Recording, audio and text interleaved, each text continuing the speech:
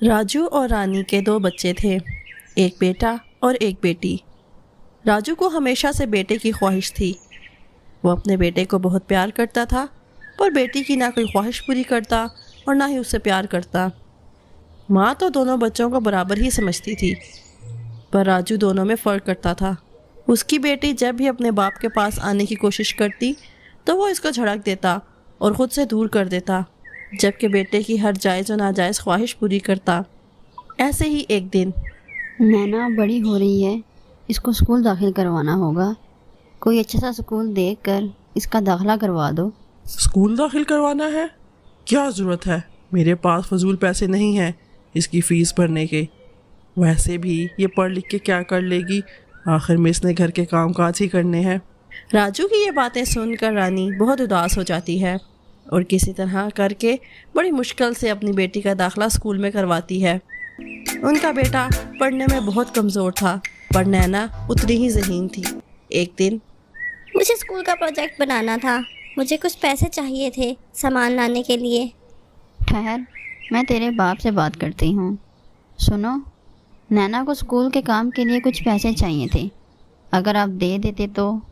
تمہیں پتہ ہے نا آج کل حالات کتنے خراب ہیں، میں کہاں سے پیسے لاؤں؟ یہ تم سے پیسے لے جاتی ہے اور اپنی سہیلیوں میں جا کر اڑا دیتی ہے۔ میرے پاس نہیں ہے پیسے۔ بابا، مجھے اپنے دوست کی سالگرہ کے لیے 200 روپے چاہیے، ہم نے گھومنے جانا ہے۔ ہاں ہاں بیٹا، کیوں نہیں، جتنے مرضی روپے لے لو، میرا سب کچھ تمہارا ہی ہے۔ بیٹا یہ لو 100 روپے، میری طرف سے بھی رکھ لے، میرا پوتا آخر کسی سے کم ہے کیا؟ بیٹا بیٹی میں یہ فرق دیکھ کر نینا روتی ہوئی کمرے میں چلی جاتی ہے۔ رانی نینا کے پاس آتی ہے۔ نینا یہ لے پیسے اور جا کے اپنے پروجیکٹ کا سامان لے آ۔ نینا پروجیکٹ کا سامان لینے چلی جاتی ہے۔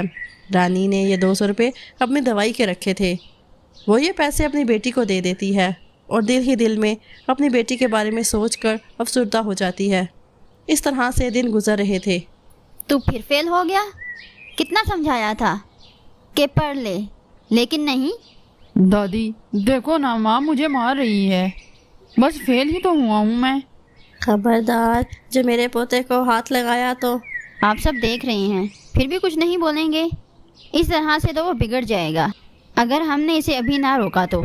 وہ میرا اکلوتا بیٹا ہے، اگر ایک بار فیل ہو بھی گیا تو کیا ہوا، اگلے سال پاس ہو جائے گا نا۔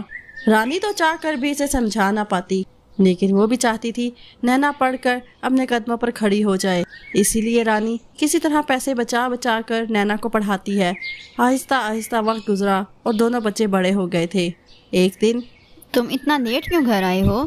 میرے دوست کا برتھ ڈے تھا، اس وجہ سے لیٹ ہو گیا۔ بیٹا حالات ٹھیک نہیں ہیں، کوشش کیا کرو جلدی آ جاؤ گھر۔ بابا اپنے یہ خیالات اپنے پاس ہی رکھیں، آپ کو کیا پتہ دنیا کتنی ایڈوانس ہو گئی ہے۔ وہ اپنے کمرے میں چلا جاتا ہے۔ مجھے اسے دیکھ کر بہت پریشانی ہوتی ہے۔ رانی کو جس بات کا ڈر تھا وہی ہوا۔ اچانک کچھ لوگ گھر آ گئے۔ چلو بھائی چلو، جلدی گھر خالی کرو، 20 لاکھ لینے کا تو بہت شوق تھا، چل اب گھر جلدی خالی کر۔ تم ہو کون جو اس طرح ہمارے گھر میں گھس آئے ہو؟ تیرے بیٹے نے یہ گھر مجھے بیچ دیا ہے، اس گھر کے بدلے میں 20 لاکھ روپے دیے ہیں، پورے 20 لاکھ۔ اس حساب سے یہ گھر اب تک خالی ہو جانا چاہیے۔ میں نے آپ کو کتنا کہا تھا نظر رکھیں، یہ ہاتھ سے نکل جائے گا، پر آپ نے میری ایک نہیں مانی۔ آج دیکھیے، گھر بیچ دیا اس نے ہمارا۔ نینا کسی سے فون پر باتیں کرتی ہے۔ آپ ہمیں بنا قانونی نوٹس کے گھر سے نہیں نکال سکتے۔ بڑی آئی قانون بتانے والی، تیرے بھائی نے یہ گھر مجھے 20 لاکھ روپے میں بیچ دیا ہے، سمجھی کیا؟ جیسے ہی نینا پر ہاتھ اٹھانے لگتا ہے، ایک آواز آتی ہے۔